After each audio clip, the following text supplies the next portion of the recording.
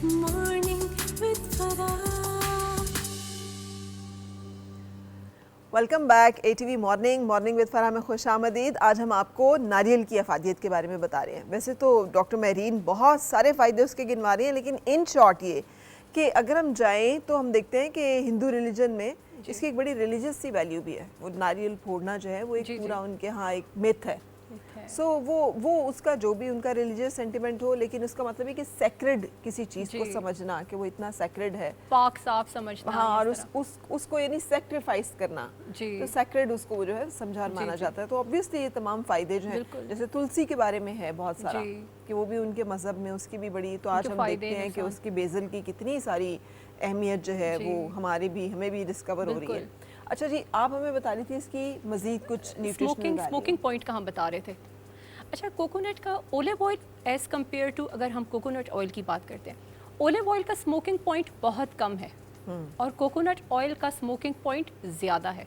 अब होता यह है कि ओलिव ऑयल को आप छिड़कने के लिए सैलड्स के ऊपर फिर तो आप बना सकते हैं, बट ओलिव ऑयल में आप कुक्ड फूड नहीं बना सकते, क्योंकि आप जैसे आग पे खाना बनाएंगे वो एकदम से वो जल जाएगा, स्मोक उठने लगेगी, और वही स्मोक जब बनती है तो वो फ्री रेडिकल्स बनाती है, और यही फ्री रेडिकल्स बाद में कैंसर कॉज भी करते हैं। सो कोकोनट ऑयल, अगर मैंने कंपैरिजन में इसलिए बताया ताकि समझने वालों को ये चीज़ की समझ आए कि स्मोकिंग पॉइंट ज़्यादा और कम के क्या फ़ायदे नुकसान है।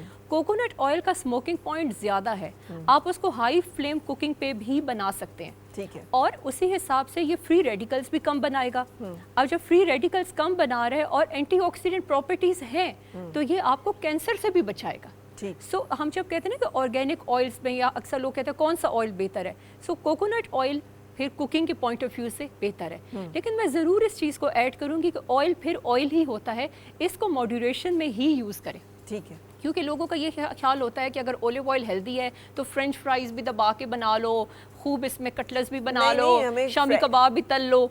फ्रेंच फ्राइज, शामी कबाब, इसमें हम बड़े टिपिकल टेस्ट पसंद है। मैंने तो बहुत सारे लोगों को ऑलिव ऑयल भी ऊपर से छिड़क कर ही थोड़ा सा, ठीक है, ये हुमस वगैरह में आप खा सकते हैं। जो लोग वजन घटा रहे होते हैं ना, उनको वो होता है कि अच्छा ठीक है, तो ये ऑयल यूज़ किया जा सकता है, तो चलो इस फॉर्म में बना लो, ठीक है। जो लोग समझते हैं कि ऑयल्स के अपने फ़ायदे नुकसान हैं, वो इसको हमेशा मॉड्यूरेशन में ही यूज़ करते हैं, और हमें मज़हब भी हमें मयाना रवी का ही आपको सबक हमें देता है कि जो भी चीज़ आप यूज़ करें उसको मयाना रवी में ही इसको यूज़ रखें। सो कुकिंग में कोकोनट ऑयल एक बहुत हेल्दी ऑप्शन हो सकता है। अभी आगे हम विंटर्स की तरफ जा रहे हैं, विंटर्स में जैसे फ़िश वगैरह बनाई जाती है, या आप मटन का यूज़ अगर कर रहे हैं, टीनेजर बच्चे हैं, आयरन की बड़ी ज़बरदस्त सोर्स है। मैंने टीनेजर से मुझे ख्याल आया कि ये पॉइंट भी ऐड करूँ कि it's a good source of iron. तो वो मदर्स जिनको आयरन डेफिशिएंसी एनीमिया है, वो बच्चे, वो लड़कियाँ जिनको आयरन की कमी है, वो अपने खाने में इसका कोकोनट का ऑयल ज़रूर रखें, या जो आप कुकिंग में पाउडर फॉर्म में आप यूज़ कर लें, वैसे 1-2 काश आप खा लें,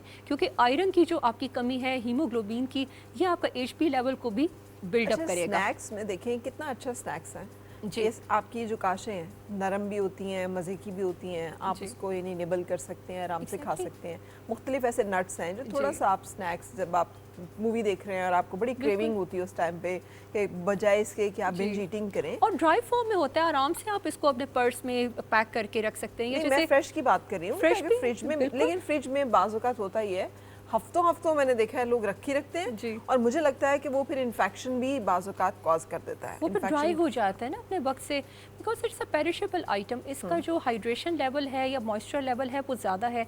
पानी वाली चीज़ को आप ज़्यादा टाइम के लिए रख नहीं सकते, वो क्योंकि ख़राब हो जाता है। अच्छा, आपने बीच में मेंशन किया कि इसका पोटेशियम लेवल जो है वो बहुत हाई है। मेरे जहन में आया कि फिर जिन लोगों को किडनी का मसला होगा तो उनके लिए तो फिर ये अच्छा नहीं होगा, उनको नहीं यूज़ करना चाहिए। वो लोग जिनको किडनी का प्रॉब्लम है, या फिर वो जिनका डायलिसिस हो रहा है, उनको दे शुड अवॉइड, बिकॉज जैसे हम banana is a good source of potassium, इसमें कॉपर मैग्नीशियम ज़्यादा है, और किडनी के पेशेंट्स को ख़ास तौर पे ये इलेक्ट्रोलाइट्स कम मिकदार में दिए जाते हैं। सो उन लोगों के लिए ये ठीक नहीं है।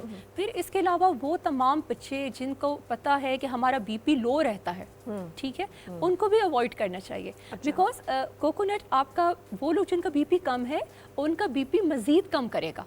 सही। और वो लोग जिनका ब्लड प्रेशर हाई रहता है उनका ब्लड प्रेशर नॉर्मल करेगा, ठीक है। क्योंकि कोकोनट के वही इसके इलेक्ट्रोलाइट्स हैं, इसका सोडियम लेवल है, तो ये आपके इलेक्ट्रोलाइट्स की वजह से ज़्यादा ब्लड हाइपरटेंशन वालों का बीपी नॉर्मल करेगा। या और ऑयल लो की बात बीपी कर रहे हैं या किसी भी फॉर्म में आप कोकोनट वाटर यूज़ करें हैं, मिल्क यूज़ करें, किसी भी फॉर्म में आप लेते हो, तो इसका जो इलेक्ट्रोलाइट्स हैं वो इसमें रिच इलेक्ट्रोलाइट्स हैं। सो वो लोग जिनको किडनी प्रॉब्लम्स है दे शुड अवॉइड, वो लोग जो कि लो ब्लड प्रेशर के पेशेंट है दे शुड अवॉइड। और प्रेगनेंसी में भी वो फीमेल्स जिनका ब्लड प्रेशर फ्लक्चुएट हो रहा होता है, कभी ज़्यादा कभी कम, उनको भी अपने डॉक्टर के मशवरे से यूज़ करना चाहिए कि या फिर मॉड्यूरेशन में यूज़ करना चाहिए। 1 काश हो गई या 2 काश हो गई दिन में आप यूज़ करें, इससे ज़्यादा नहीं। वो होता है ना बाज़ फीमेल होते हैं कि गोरा चिट्टा बच्चे की ख्वाहिश हो पीना ही शुरू हो जाती है, उस चीज़ को अवॉइड हो। अपना जो है बहुत दफ़ा ये शेयर करती हूँ, शायद इसलिए कि कुछ लोगों का फ़ायदा हो। मैं शूट पे थी उन दिनों, मैं एक प्ले की रिकॉर्डिंग में थी। अच्छा। और हम कराची से भी आगे डेजर्ट में थे और वहाँ पर एक बहुत बड़ा फार्म हाउस था और वहाँ नारियल बहुत लगे हुए थे।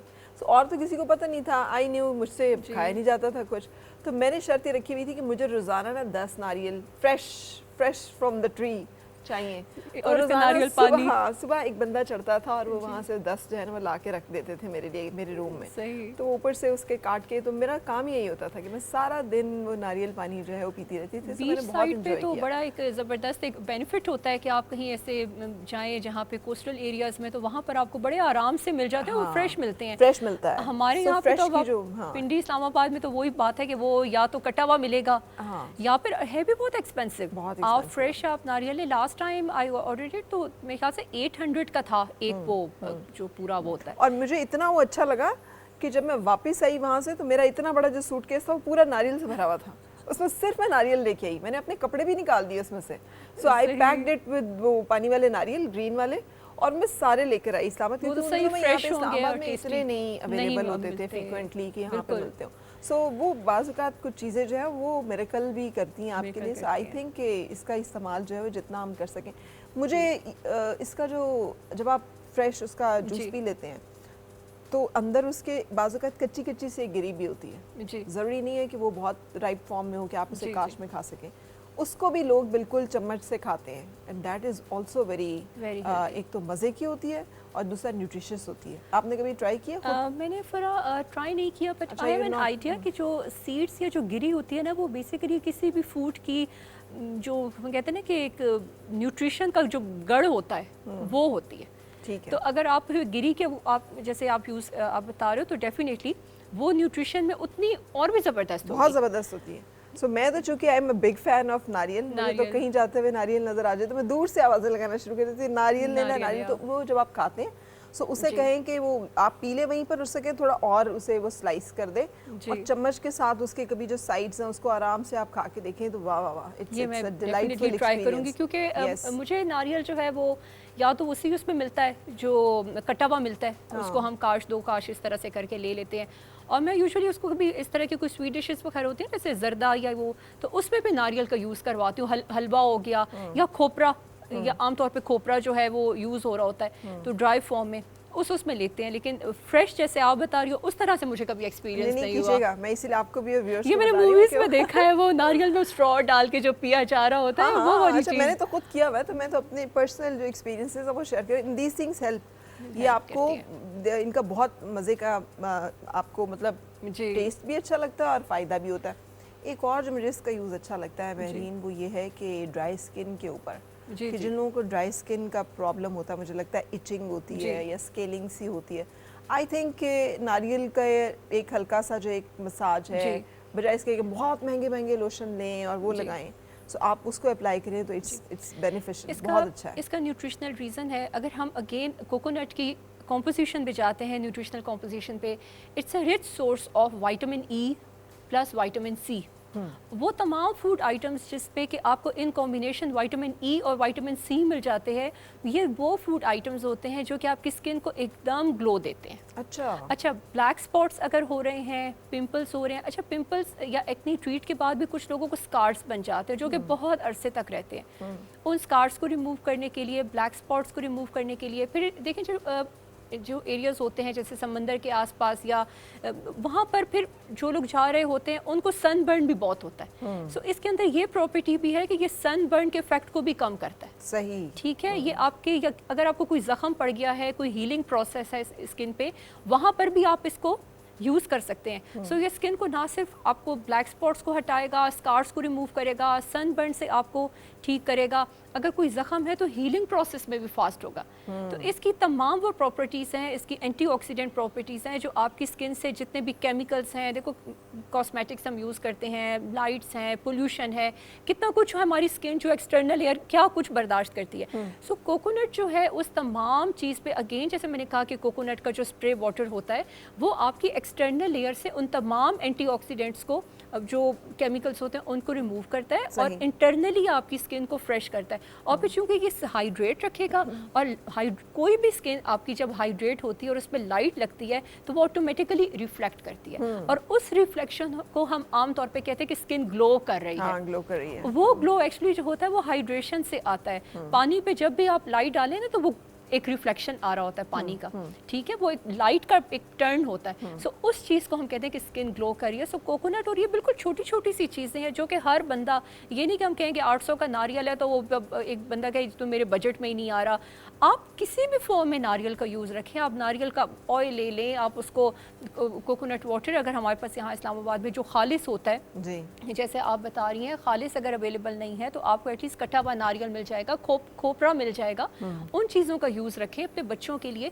बच्चे आजकल देखिए स्कूल जा रहे हैं, लंच बॉक्स में उनको एक आध पीस लंच बॉक्स में डाल के दे दिया। अब ज़रूरी है कि आप बच्चे को जो है आम काट के दे रही हैं, उसको ग्रेप्स दे रही हैं, कभी कभी वो चीज़ें दे दी, एक आध दिन उसको कोकोनट का पीस डाल के दे दिया और बच्चे को इस चीज़ पे इन्हेंस किया कि आप जो है लंच टाइम में कोकोनट का यूज़ रखें।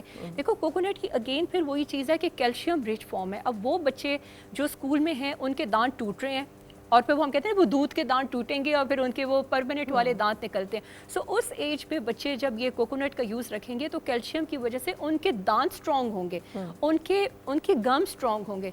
सो इस एज में अब बच्चे के दांत भी आजकल तो देखें ना बच्चों के परमानेंट भी टीथ निकल रहे हैं तो वो टेढ़े मेढ़े से हो रहे होते हैं। इधर हम आराम से उन्हें दे देते हैं जी। इस तरह की चीज़ें जो हैं वो हम ये मदर्स अगर उनको करें तो बच्चों के दांत स्ट्रॉन्ग होंगे। फिर वो लोग जो मेल हजरात जिनको बैड ब्रेथ का प्रॉब्लम होता है उनके लिए बहुत ये ज़बरदस्त एक चीज़ है क्योंकि अगेन इसकी जो प्रॉपर्टीज़ हैं वो आपको बैड ब्रेथ से रिमूव करके आपकी गम्स को भी स्ट्रॉन्ग करती हैं, दांतों को भी स्ट्रॉन्ग करती हैं और आपके जितने भी अगर ओरल अल्सर्स वगैरह भी कोई आपको हो रहे हैं तो ये आपके अल्सर्स और तमाम जो इंटेस्टाइनल सिस्टम है उसको क्लीन करने का काम करेगी। सो आपका जब प्रॉपर इंटेस्टाइनल सिस्टम क्लीन होगा तो आपका माउथ और ये तमाम चीज़ें ऑटोमेटिकली इम्प्रूव हो जाएंगी। बिल्कुल सही। ठीक है महरीन, आप बैठे, मैं ज़रा नारियल लेके आती हूँ। जितने का आपने फ़ायदे बताए हैं उसके साथ तो लग रहा है कि ये मिसिंग।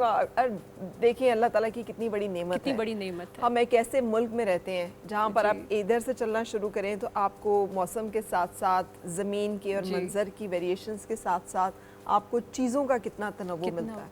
और आप ऊपर तक चले जाएं नॉर्थ तक तो आपको खुबानी की best quality and best type of peaches and apples और यहाँ पे आपको नारियल और ये तमाम से ये ब्लेस्ड के हमारे पास सब रेंज है। नारियल में जिंदगी या कुछ भी अगर किसी एरिया में नहीं है ना और वो बंदा सिर्फ नारियल यूज करे वो जिंदा रह सकता है। हाँ, उसकी तमाम बॉडी नीड्स एक नारियल से पूरी होती है। कास्टअवे एक बहुत बड़ी अच्छी मूवी है ना, उसमें उस बंदे ने पूरा नारियल के ऊपर नारियल पे उसने गुजारा किया हुआ है। बिल्कुल सर्वाइवल है। इतना क्यों, देखो सुपर फूड है ना, इसीलिए तो इसको सुपर फूड कहते हैं क्योंकि इसमें हर चीज मौजूद है। लेकिन हमने बस इसको निगलेक्ट किया हुआ, इतना हम कॉमनली नारियल को यूज नहीं कर रहे होते। बातें सुनने के बाद जो है मुझे यकीन है कि कोई भी निगलेक्ट नहीं करेगा और कोशिश करेंगे कि हम सब अपनी लाइफ में इसे ऐड करें। Thank you very much for the reminder और थैंक यू फॉर हाईलाइटिंग इन तमाम नेमतों का और जो अल्लाह ताला ने उसके अंदर छुपे हुए फ़ायदे हैं उसको सामने लाने और शेयर करने के लिए। शुक्रिया doctor Mary. Thank you so much. So हम आपसे भी एक ब्रेक की इजाज़त लेंगे और ब्रेक के बाद फिर मिलेंगे मेहमान के साथ। और मिलके गुनगुनाए हैं गुमशुदा जो खुशियाँ।